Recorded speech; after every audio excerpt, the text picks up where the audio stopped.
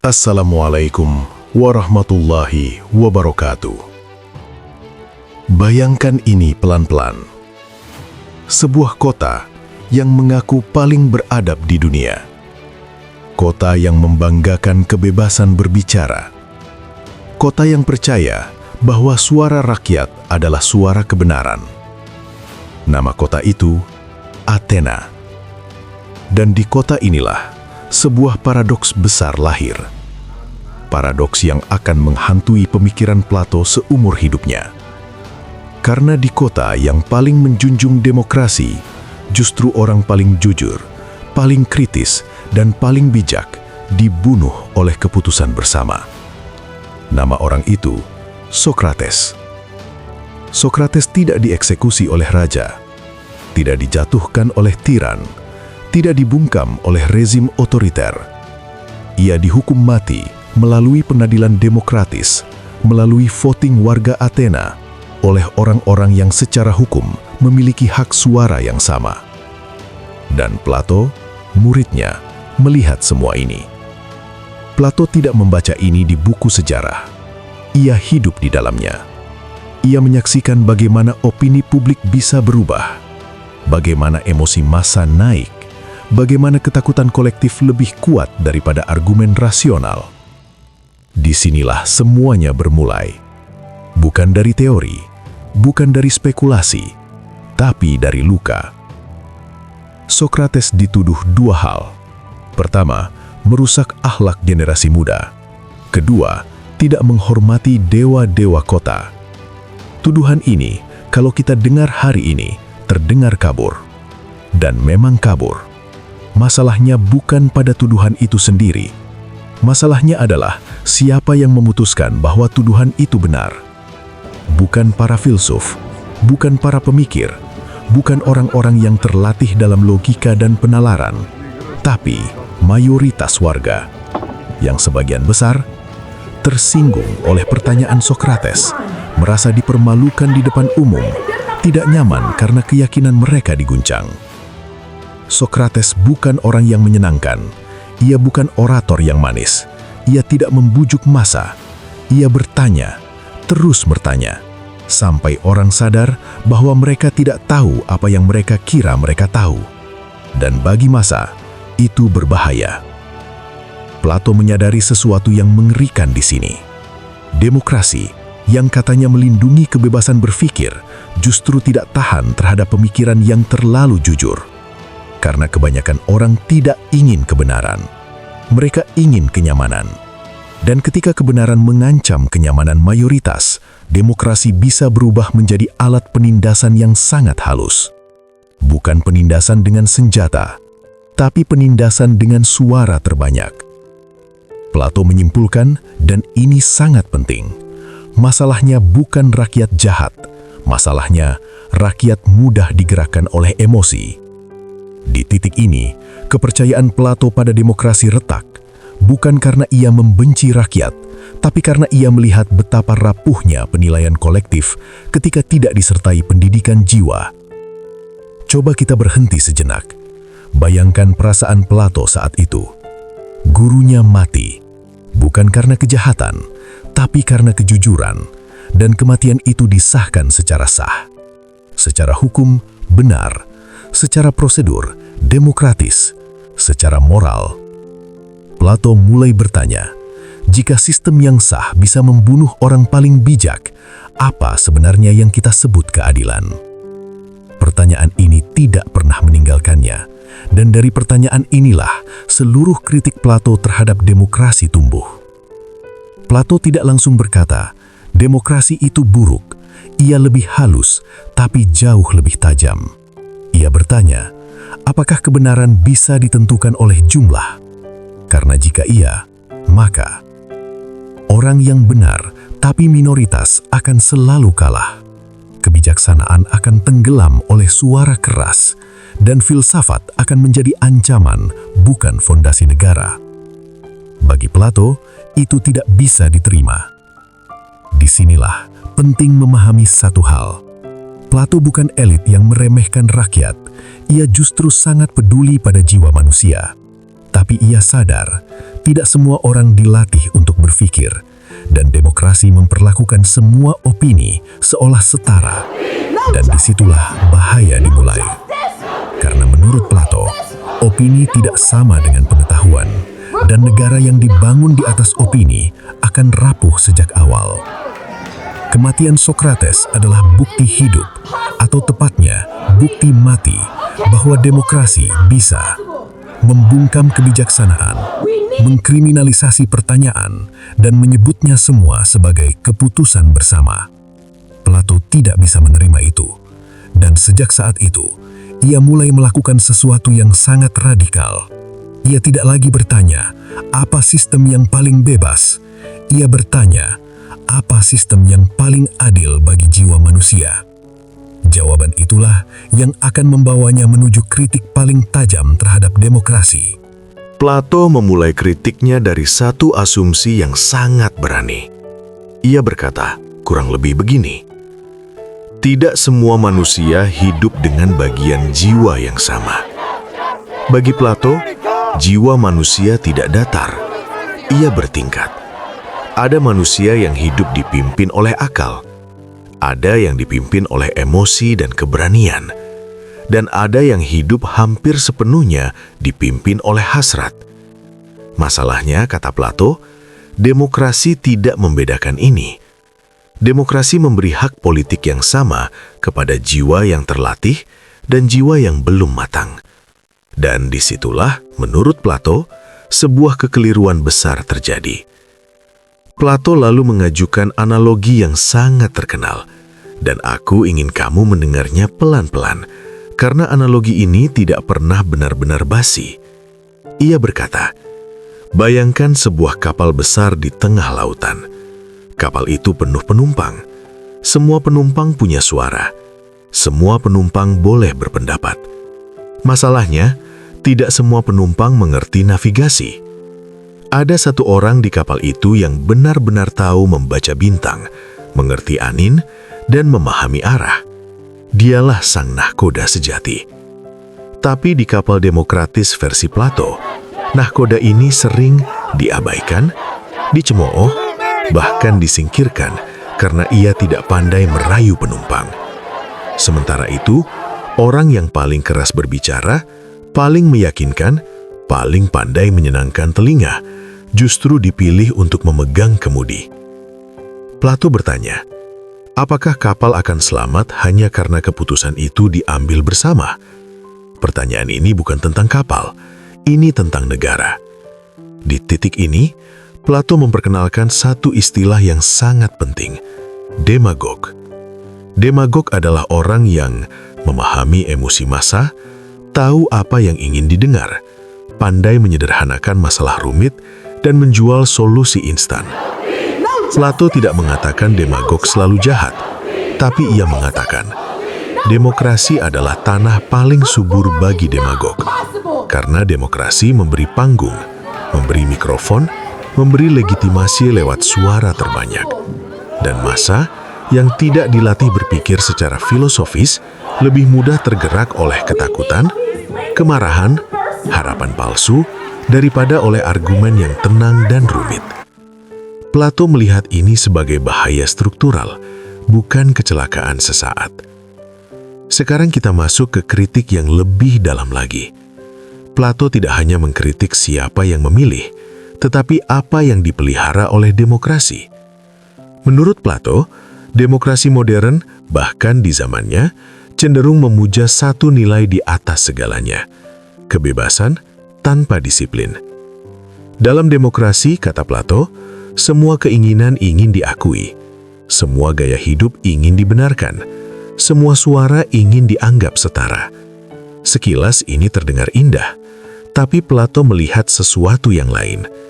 Ia melihat bahwa ketika semua keinginan diberi panggung, jiwa manusia kehilangan hierarki, akal tidak lagi memimpin, ia menjadi satu suara di antara banyak suara. Dan ketika akal tidak memimpin, yang naik ke permukaan adalah hasrat. Plato menggambarkan manusia demokratis seperti ini. Seseorang yang hari ini mengejar kebijaksanaan, besok mengejar kesenangan, lusa mengejar kekuasaan, tanpa arah yang jelas. Ia menyebut ini jiwa yang tercerai-berai. Dan negara yang dibangun dari jiwa seperti ini, menurut Plato, akan menjadi negara yang tidak stabil, karena keputusan politiknya berubah-ubah, reaktif, emosional, tergantung suasana, bukan pada prinsip. Disinilah Plato mengatakan sesuatu yang sangat tidak populer. Kebebasan tanpa pendidikan jiwa bukanlah kebajikan, melainkan awal kekacauan. Ia melihat demokrasi sebagai tahap transisi yang berbahaya. Jika tidak diarahkan oleh kebijaksanaan, demokrasi akan jatuh ke dua ekstrem, anarki, lalu tirani. Ini terdengar berlebihan, sampai kita mengingat kembali sejarah. Plato tidak mengarang ini dari udara. Ia melihat Athena, yang awalnya demokratis, lalu kacau, lalu jatuh ke tangan tiran, lalu kembali demokratis, lalu membunuh Sokrates. Pola itu nyata baginya. Plato tidak berkata rakyat tidak penting. Ia berkata, rakyat perlu dibimbing, bukan dimanjakan oleh ilusi bahwa semua opini sama. Baginya, mengatakan semua opini sama nilainya adalah bentuk ketidakjujuran intelektual. Karena opini tanpa pengetahuan bukan kebijaksanaan, suara tanpa latihan bukan keadilan, dan negara yang berpura-pura sebaliknya sedang menipu dirinya sendiri. Disinilah banyak orang salah paham terhadap Plato. Mereka mengira Plato membenci rakyat, padahal yang ia benci adalah ketiadaan pendidikan jiwa dalam politik. Ia ingin negara yang mendidik warganya berpikir, melatih akalnya, menata hasratnya. Tanpa itu, demokrasi hanyalah kerumunan besar yang memegang kekuasaan tanpa tahu harus dibawa kemana. Pada titik ini, biasanya orang mulai tidak sabar pada Plato. Karena setelah semua kritik kerasnya terhadap demokrasi, muncul satu pertanyaan yang tidak bisa dihindari. Kalau demokrasi bermasalah, lalu apa gantinya? Dan disinilah Plato mengucapkan sesuatu yang sampai hari ini membuat banyak orang langsung menutup bukunya dan berkata, Plato ini otoriter. Padahal, jika kita mendengarkannya pelan-pelan, kita akan menemukan sesuatu yang jauh lebih rumit. Plato tidak mengusulkan tirani. Ia tidak mengusulkan kediktatoran brutal. Ia mengusulkan sesuatu yang hampir terdengar mustahil. Filosof raja. Plato memulai gagasan ini dengan satu pengakuan jujur. Ia berkata, kurang lebih, orang yang paling berbahaya memegang kekuasaan adalah orang yang sangat menginginkannya. Dan kalau kita jujur, kalimat ini terasa sangat masuk akal. Plato melihat bahwa dalam sistem demokrasi, yang naik ke puncak kekuasaan seringkali bukan yang paling bijak, melainkan yang paling ambisius, populer, pandai berbicara, dan tahan terhadap sorotan massa. Bagi Plato, ini tanda bahaya. Karena kekuasaan, jika dipegang oleh jiwa yang belum tertata, akan memperbesar semua cacat batin. Maka Plato membalik logika politik pada umumnya. Ia berkata, pemimpin sejati adalah orang yang tidak tergoda oleh kekuasaan. Kenapa? Karena orang yang mencintai kekuasaan, menurut Plato, pasti akan menggunakannya untuk dirinya sendiri. Sementara orang yang telah mencintai kebenaran telah mencicipi sesuatu yang jauh lebih tinggi daripada jabatan. Ia tidak haus pujian. Ia tidak silau kekayaan. Ia tidak takut kehilangan popularitas. Dan justru karena itu, ia paling sedikit berbahaya jika memegang kendali. Sekarang kita perlu memahami apa yang Plato maksud dengan filosof. Ini bukan akademisi, bukan profesor, bukan orang yang sekedar pintar berbicara. Filosof bagi Plato adalah orang yang telah melatih akalnya sejak muda, menata hasratnya dengan disiplin, hidup sederhana, tidak mencari kenikmatan berlebihan, dan yang terpenting, mencintai kebenaran lebih dari opini. Plato membayangkan pendidikan panjang, puluhan tahun latihan logika, matematika, etika, dan kontemplasi jiwa. Baru setelah itu, seseorang boleh menyentuh kekuasaan. Dan bahkan saat itu, Plato berkata, ia harus dipaksa memimpin. Ini terdengar aneh, tapi sangat konsisten dengan pemikiran Plato. Plato tahu satu hal penting. Kekuasaan adalah godaan, dan godaan paling berbahaya adalah ketika ia disambut dengan senyum. Maka ia ingin pemimpin yang tidak menikmati kekuasaan, tidak melekat padanya, dan siap melepaskannya kapan saja. Bagi Plato, pemimpin bukanlah puncak karir, tetapi beban moral.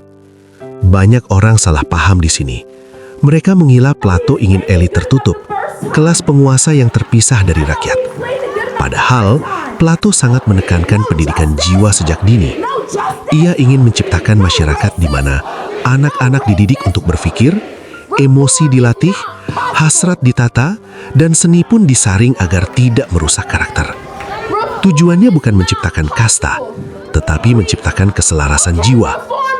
Dalam negara Plato, setiap orang punya peran sesuai kapasitas batinnya. Dan kepemimpinan bukanlah hak, melainkan tanggung jawab yang berat. Sekarang mari kita jujur. Plato sendiri tahu bahwa sistem ini sangat utopis. Ia tidak naif. Ia tahu betapa sulitnya menemukan manusia yang bijak, tidak ambisius, tidak korup, dan tahan godaan. Tapi justru disitulah fungsi gagasan filosof raja. Bukan sebagai blueprint politik praktis, melainkan sebagai cermin moral. Plato sedang berkata kepada kita, jika pemimpinmu haus kekuasaan, itu sudah cukup untuk meragukannya. Filosof raja adalah kritik terhadap politik popularitas, politik citra, politik suara terbanyak tanpa kebijaksanaan. Ia adalah peringatan keras bahwa negara tidak boleh dipimpin oleh orang yang paling disukai, melainkan orang yang paling mampu menahan dirinya sendiri. Dan disinilah paradoks Plato mencapai puncaknya. Ia berkata, negara akan selamat ketika filosof menjadi raja atau raja menjadi filosof. Bukan berarti semua raja harus membaca buku filsafat, tapi berarti pemimpin harus memiliki jiwa yang tertata, akal yang memimpin, dan hasrat yang terkendali. Tanpa itu, apapun sistemnya, negara akan rusak dari dalam. Sekarang mari kita lakukan sesuatu yang Plato sendiri akan setujui. Mari kita uji gagasannya. Bukan memujanya, bukan juga menolaknya mentah-mentah. Kita bawa Plato keluar dari Athena, keluar dari abad keempat sebelum Masehi, dan kita letakkan dia di dunia kita hari ini. Di dunia layar, di dunia opini, di suara yang tak pernah berhenti. Plato sangat takut pada satu hal, ketika kebebasan berbicara tidak lagi disertai latihan berpikir. Dan jika kita jujur pada diri sendiri, dunia modern seperti sedang membuktikan ketakutan itu, bukan dengan cara dramatis, tapi dengan cara yang sangat sehari-hari. Hari ini, opini menyebar lebih cepat daripada pengetahuan, emosi menyebar lebih cepat daripada klarifikasi, dan popularitas seringkali mengalahkan kompetensi. Plato menyebut ini sebagai gejala awal demokrasi yang sakit, bukan karena rakyat jahat, tapi karena jiwa kolektifnya tidak terdidik. Ingat apa yang Plato katakan, demokrasi akan jatuh bukan karena kurang kebebasan, melainkan karena terlalu banyak kebebasan tanpa arah. Ia percaya bahwa ketika semua keinginan diberi panggung yang sama, jiwa manusia kehilangan pusat gravitasi. Dan apa yang terjadi ketika pusat itu hilang? Yang paling keras akan terdengar paling benar. Yang paling sederhana akan terlihat paling masuk akal. Yang paling emosional akan terasa paling tulus. Ini bukan teori. Ini pengalaman hidup kita sehari-hari. Plato sangat takut pada politik yang dipimpin oleh selera. Ia melihat bahwa demokrasi yang tidak disertai pendidikan jiwa akan berubah menjadi kontes. Siapa paling disukai, siapa paling menghibur, siapa paling pandai memainkan emosi. Dan pelan-pelan, pertanyaan apa yang benar digantikan dengan pertanyaan apa yang laku. Bagi Plato, itu adalah awal dari kehancuran ranah publik. Sekarang pertanyaan pentingnya, apakah Plato benar? Jawabannya tidak sesederhana ya atau tidak. Plato benar dalam satu hal besar. Mayoritas tidak otomatis bijaksana. Tapi Plato juga memiliki keterbatasan. Ia terlalu percaya bahwa kebijaksanaan bisa dijaga oleh segelintir orang. Ia meremehkan bahaya kekuasaan yang terpusat. Dan ia terlalu optimis bahwa filosof akan kebal terhadap korupsi. Sejarah menunjukkan bahkan orang bijak pun bisa jatuh. Namun justru disitulah nilai Plato hari ini. Ia bukan manual politik, ia adalah alarm moral. Plato tidak sedang berkata ganti demokrasi dengan sistemku. Ia sedang berkata, demokrasi tanpa kebijaksanaan akan menghancurkan dirinya sendiri. Dan ini penting, karena Plato tidak membenci demokrasi.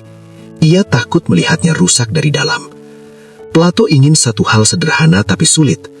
Negara yang mendidik warganya berpikir, melatih kemampuan membedakan opini dan pengetahuan, membentuk karakter sebelum memberi kekuasaan.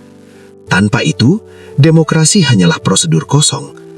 Ada pemilu, ada suara, ada kebebasan formal, tapi jiwa manusianya kosong. Mungkin disinilah kita perlu membaca Plato dengan jujur, bukan sebagai musuh demokrasi, tetapi sebagai kritikus paling keras yang justru peduli. Plato mengingatkan kita bahwa kebebasan bukan hadiah gratis, melainkan tanggung jawab yang berat. Dan hak suara tanpa latihan berpikir bisa menjadi senjata makan tuan.